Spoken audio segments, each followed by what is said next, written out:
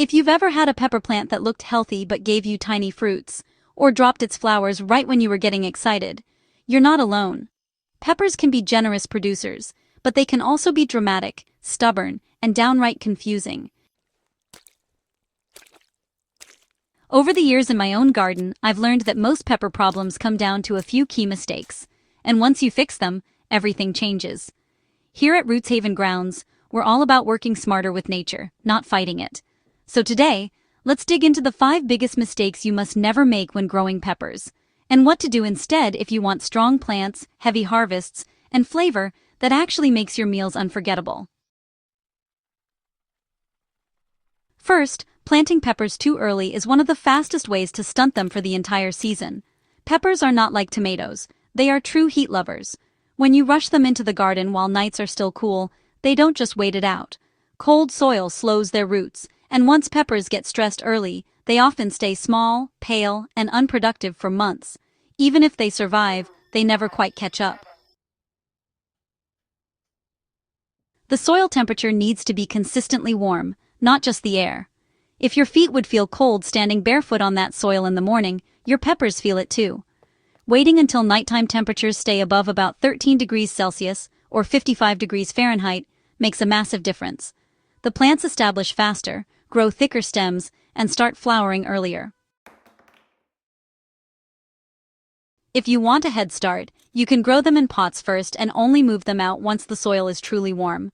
That patience, honestly, can easily double your harvest. Another major mistake is overwatering, especially in the early stages. Peppers really hate soggy roots.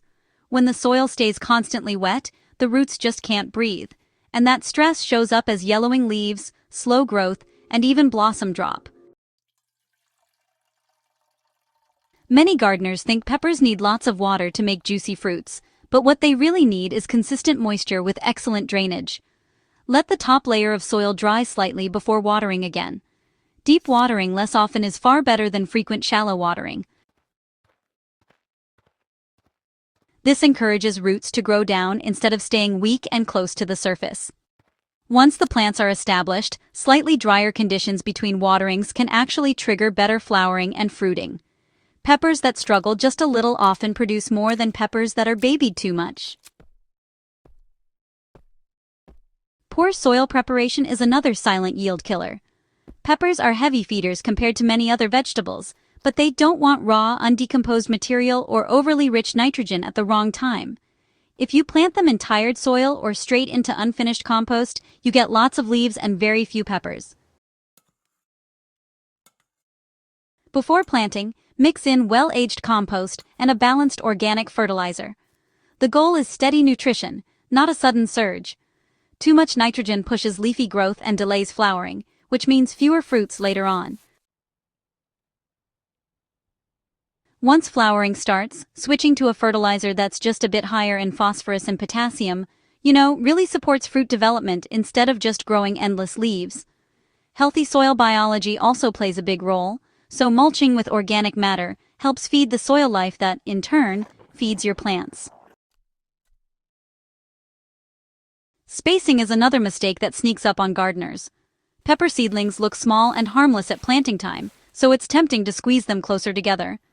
But crowded peppers compete for light, airflow, and nutrients. This leads to weak stems, more disease problems, and smaller harvests. Giving each plant enough room allows sunlight to reach all sides, which, honestly, helps with strong branching and more flowering sites. Good airflow also keeps fungal diseases away, especially in humid conditions. When peppers are properly spaced, you get sturdier plants that can hold heavier fruit loads without falling over.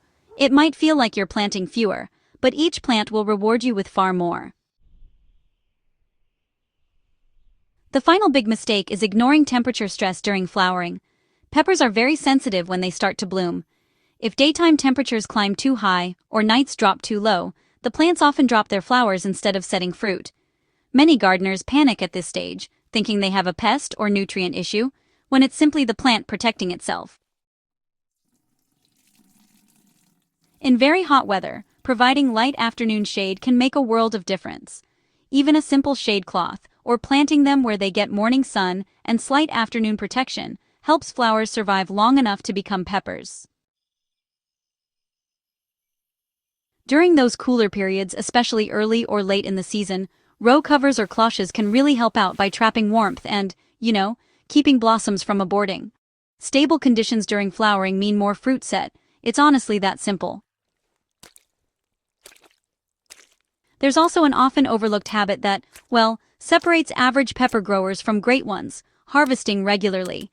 If you leave ripe peppers on the plant for too long, it kind of tells the plant it's done its job, and it'll slow down new flower production.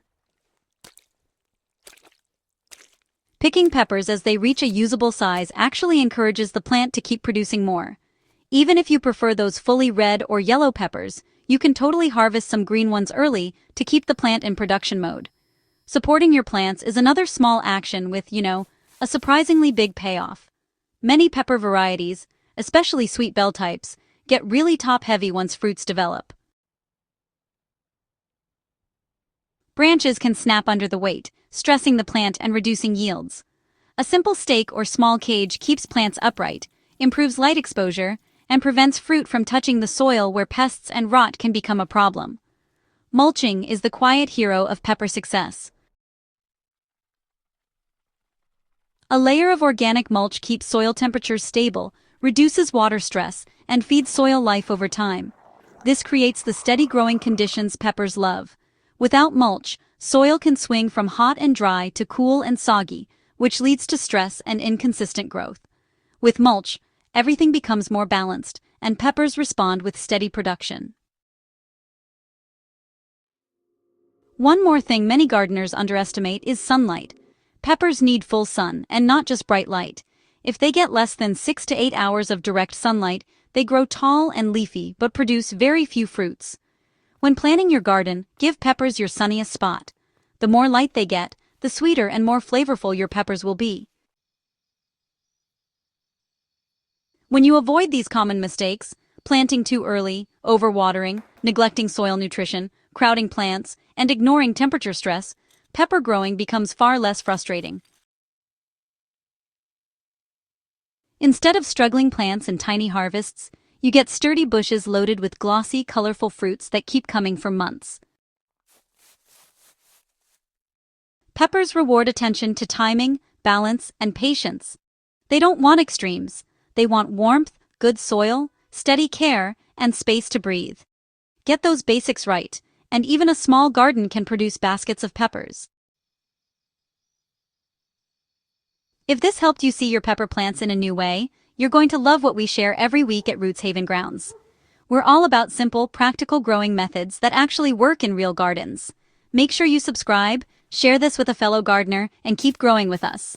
Your best pepper harvest yet might be just one season away.